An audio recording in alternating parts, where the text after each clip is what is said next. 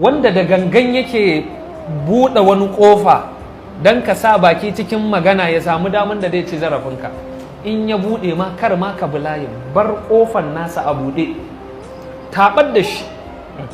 Kun san mutum idan ya shirya maka gajajjaban da zai samu damar ya ci mutuncinka bai samu ba, wani irin hazima da taɗewa yake samu a ransa wanda ya shige yadda kake tunani. Ya shirya yana so ya ci mutuncinka, ka ƙi biyowa layi. Ya shirya yana so ku kama magana ka yi musu ya zage ka, ka ƙi yadda a yi musu.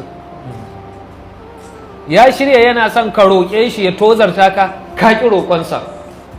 Duk makamin da ya ajiye a gabanka, domin saboda haka wannan yana cikin abubuwa wadda idan mutum ya fahimci irin waɗannan hikimomin, to za a daɗe ba a yi rikici da shi ba, da wuya kaga yana rikici da wani.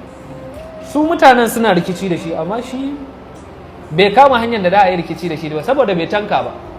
Allah ya saka da alkhairi Maulana Imam, Allah ya kare lafiya da san kwana.